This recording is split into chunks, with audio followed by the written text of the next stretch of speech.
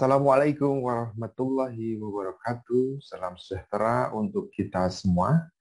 Pada kesempatan kali ini kita akan berdiskusi tentang partai politik, di mana partai politik kita ketahui sebagai organisasi manusia yang di dalamnya terdapat pembagian tugas dan petugas untuk mencapai suatu tujuan, mempunyai ideologi, mempunyai program politik, sebagai rencana pelaksanaan atau cara pencapaian tujuan secara lebih pragmatis, menurut penahapan jangka pendek sampai jangka panjang, serta mempunyai ciri berupa keinginan untuk berkuasa. Itulah ciri-ciri partai politik.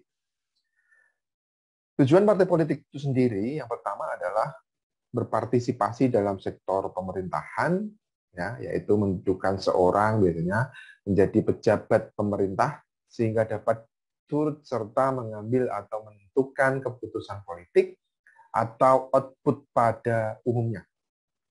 Yang kedua, berusaha melakukan pengawasan, beroposisi terhadap perilaku, kebijakan, tindakan para pemegang otoritas pemerintahan. Yang ketiga, berperan untuk dapat memadu tuntutan yang masih mentah. Ya, parpol bertindak sebagai penafsir kepentingan dengan mencanangkan isu politik yang dapat dicerna dan diterima oleh masyarakat luas. Pasal 10 ayat 1 ya, Undang-Undang Nomor 2 tahun 2008, di sana dikatakan bahwa tujuan umum parpol itu satu, mewujudkan cita-cita nasional bangsa Indonesia. Yang kedua, menjaga dan memelihara keutuhan NKRI, Negara Kesatuan Republik Indonesia. Yang ketiga, mengembangkan kehidupan demokrasi berdasarkan Pancasila dengan menjunjung tinggi kedaulatan rakyat. Yang keempat, mewujudkan kesejahteraan bagi seluruh rakyat Indonesia. Ini linier dengan tujuan negara Indonesia. Eksistensi parpol itu sendiri dalam HTN, Hukum Tata Negara, itu parpol tidak menjadi bahan kajian yang spesifik tentunya. Karena konteks hukum tata negara yang dipelajari adalah menyangkut struktur, ya, bagian-bagian anatomi negara sebagai organisasi kekuasaan. Nah, parpol itu dikaji, biasanya dikaji dalam ilmu politik, lebih luas dikaji di dalam ilmu politik.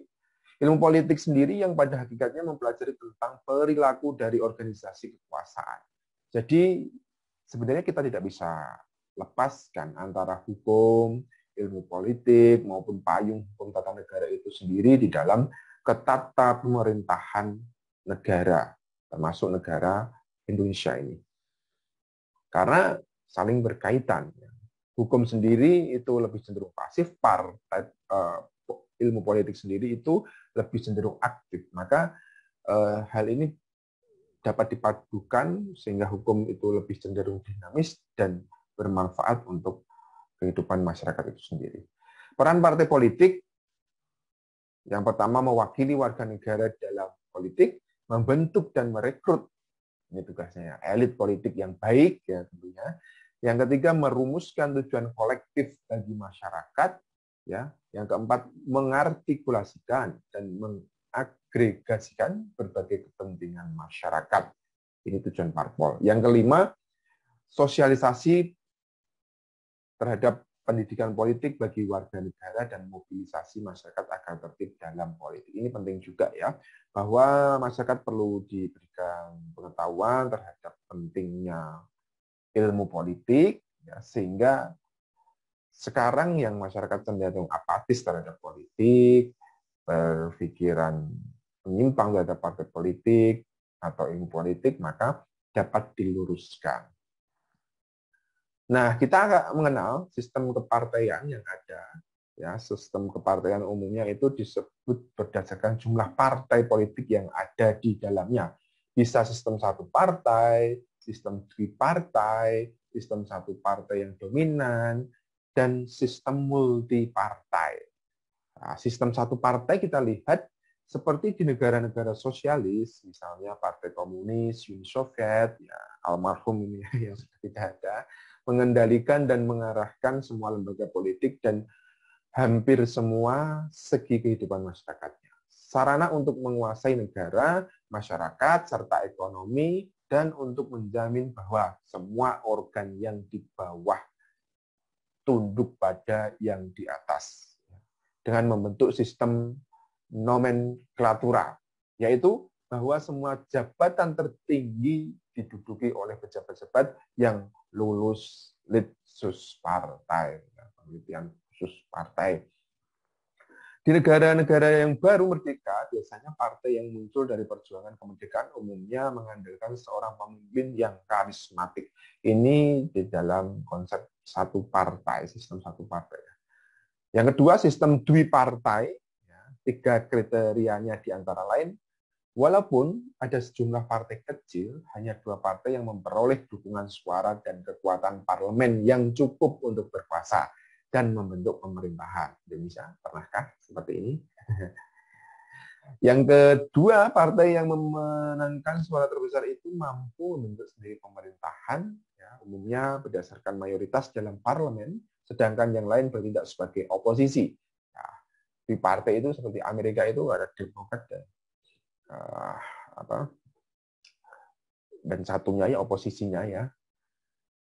Ini biasanya bertindak sebagai penyeimbang, ya, penyeimbang. Yang satu duduk di pemerintahan, yang satu sebagai oposisi untuk melihat mereview kinerja yang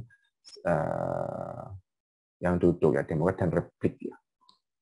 Yang ketiga, kekuasaan pemerintahan dipegang secara bergantian di antara kedua partai. Keduanya punya peluang untuk memenangkan pemilu, sedangkan oposisi berfungsi sebagai pemerintah yang sedang menunggu giliran.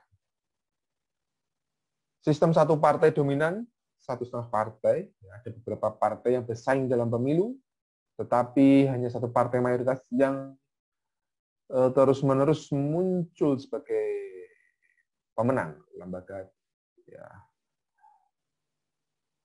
Democratic Partai Jepang, LDP, Partai Kongres India, atau Golkar di Indonesia kala itu.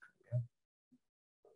Sistem multipartai, dari berbagai atau banyak partai ya. Di sini konsekuensinya biasanya terjadi kompetisi lebih dari dua partai sehingga mengurangi kemungkinan pemerintahan partai tunggal dan meningkatkan kemungkinan pemerintah koalisi. Keunggulannya di sini menciptakan kondisi bagi check and balances di dalam pemerintahan dan mendorong timbulnya debat, konsiliasi, dan kompromi di antara partai-partai. Proses pembentukan koalisi dan dinamika upaya mempertahankan koalisi membuat partai-partai yang berkuasa harus menjamin akuntabilitas dalam bentuk sikap tanggap terhadap berbagai kepentingan yang berbeda. Kelemahannya, biasanya sulit membentuk koalisi kalau pemilu tidak menghasilkan satu partai yang cukup kuat untuk membentuk pemerintahan sendiri, maka akan terjadi negosiasi yang dapat berlangsung lama sampai berminggu-minggu, bahkan berbulan-bulan. Pemerintah koalisi yang terbentuk mungkin gampang retak dan tidak stabil karena masing-masing anggota koalisi sibuk dengan penyelesaiannya pertikaian. Tidak punya cukup waktu untuk menangani pengelolaan pemerintahan. Selanjutnya, kecenderungan ke arah moderasi dan kompromi dapat berarti bahwa sistem multipartai justru akan didominasi oleh politik sentris, sehingga tidak dapat memunculkan alternatif ideologi yang jelas. Politik koalisi cenderung diwarnai oleh negosiasi dan konsiliasi demi menemukan platform atau kebijakan yang sama. Akibatnya, perpolitikan tidak didasarkan pada keyakinan dan prinsip yang jelas. Ini biasanya. Di Indonesia ini multipartai juga ini. Banyak partai yang ikut meramaikan ya, elektoral kita. Hal tersebut akan membuat partai menanggalkan kebijakan dan prinsip yang dianut demi mengejar kekuasaan, cenderung memberi tempat istimewa pada partai sentris ya, pusat dan kepentingan sentris. Nah, ini yang justru menjadi kelemahan multipartai ya, tujuan di awal tadi, seperti tujuan mencerdaskan kehidupan politik masyarakat, itu kadang-kala terabaikan, ya hanya untuk mengejar kekuasaan semata. Nah, ini yang tidak dimaknai atau tidak disadari terhadap perkembangan partai politik di Indonesia. Partai dan stabilitas politik.